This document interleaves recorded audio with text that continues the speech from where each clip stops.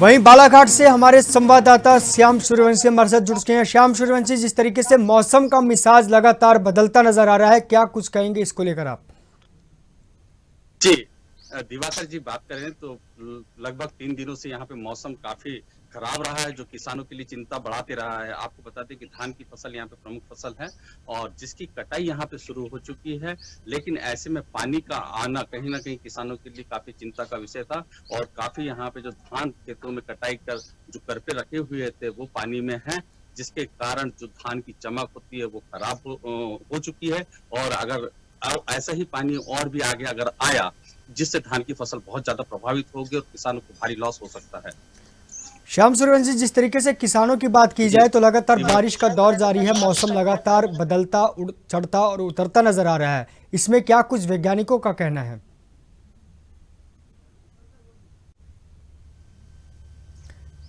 जी दिवाकर जी, अगर बारिश की बात करें तो आज 1 तारीख और यहाँ से धान उपार्जन के खरीदी शुरू होने वाली है। धान खरीदी उपार्जन के शुरू होने के पहले अगर पानी आता है, खेत में धान है, अगर धान की फसल प्रभावित होगी तो उसे बेचने में भी किसानों को दिक्कत होगी और कहीं ना कहीं जो गहानी होती है उसके धान को निकालने का काम होता है वो प्रभावित होगा।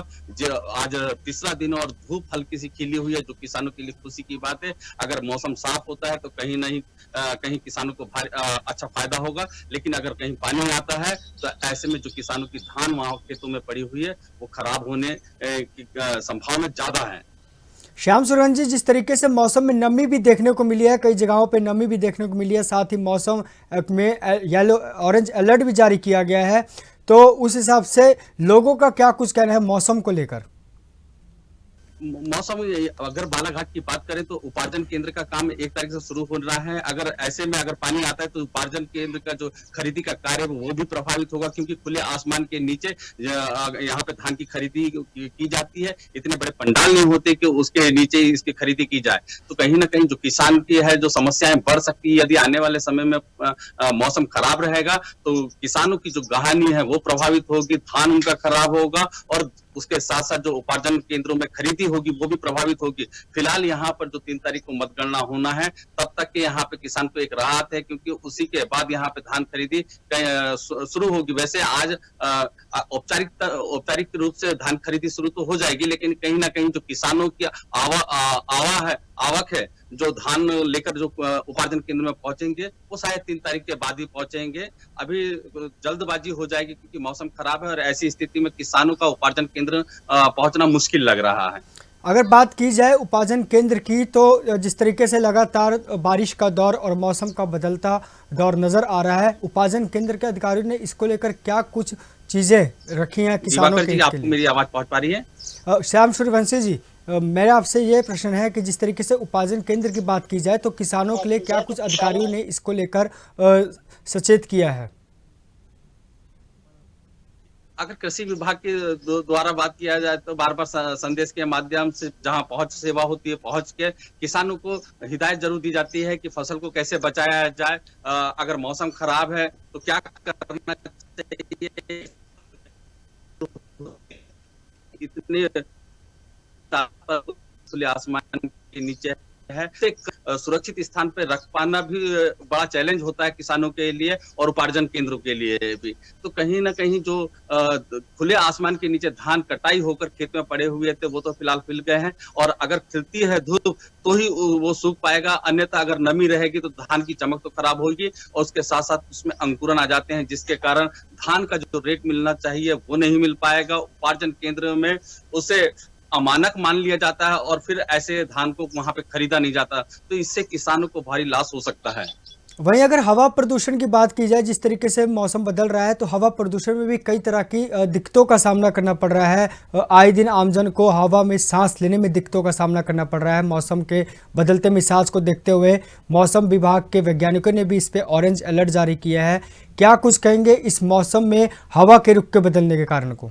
जी, अगर बात करें तो कल यहाँ पर बालाघाट के संपूर्ण पूरे जिले में, अगर बालाघाट की बात करें तो पूरे जिले में यहाँ पर धुंध काफी छाया हुआ था रात के समय, जो धीरे धीरे हटते गया और आज मौसम यहाँ पे काफी साफ है, जो कहीं ना कहीं किसान को खुशी तो दे रहा है। अगर मौसम ऐसा साफ रहेगा तो उससे धान जो उपार्जन केंद्र है वो बेहतर तरीके से संचालित हो पाएंगे। दूसरी बात, धान की जो गहानी मिशनी का काम होता है वो भी समय रहते हो जाएगा। अगर कहीं पानी आ गया तो इससे भारी लॉस किसानों को होगा। और अगर मौसम की बात करें तो आज मौसम यहाँ पे साफ है, जो किसान के लिए खुशी का संदेश है।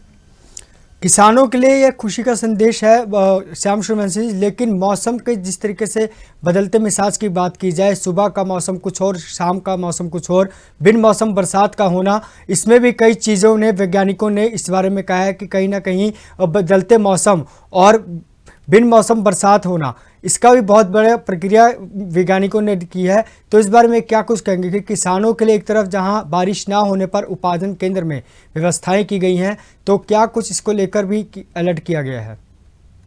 अगर बात करें बेमौसम बारिश, तो बिल्कुल सही बोल रहे हैं, क्योंकि बेमौसम बारिश होने से अफरा तफरी का माहौल जरूर बन जाता है। और यहाँ पे 3 दिनों से जो बारिश हो रही थी वो आज मौसम साफ होने से कहीं ना कहीं किसानों के लिए खुशी की बात तो है। लेकिन अगर यही मौसम बार बार क्या होता है कि यहाँ पे आंख मिचोली की तरह धूप निकल रही है, कभी बदली कभी धूप, तो इससे कहीं ना कहीं किसानों को लेकर चिंता का दिखाई देती, क्योंकि ऐसे समय में उनका जो धान है उसकी गहानी नहीं हो सकती, उसका उठाव नहीं हो सकता, क्योंकि धान में अभी नमी है, पानी आने से धान गीला हो चुका है। अगर धूप निकलेगी, सूखे के बाद सारे प्रोसेस चालू, और कहीं ना कहीं इससे धान के जो उपार्जन का कार्य शुरू हो रहा है वो बाधित होगा। और समय निर्धारित होता है उपार्जन केंद्र के लिए, और बड़ी संख्या में यहाँ पे धान खरीदी का कार्य होता है। अगर ऐसा ही मौसम रहा तो धान खरीदी जो होती है वो प्रभावित होती है, और उससे कई किसान जो अपना धान वहां तक के नहीं ले जा पाते, और जिसका काफी हानि जो होती है वो किसानों को होती है। इसके पूर्व में ऐसे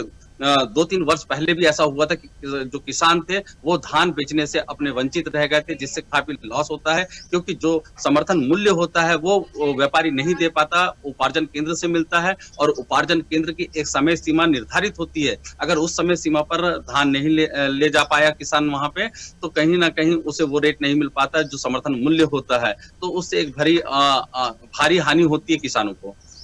वहीं अगर बात की जाए, क्षेत्र में लामता नदी आती है, लामता नदी का जो जलवायु है स्तर काफ़ी ऊंचा और काफ़ी ऊपर दिखाई देता है जब बरसात होती है, तो वहाँ के जो क्षेत्र हैं आसपास के, उनके ऊपर क्या कुछ इसका प्रभाव पड़ेगा?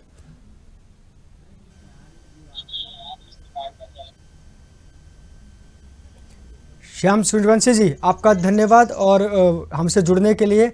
हम आपको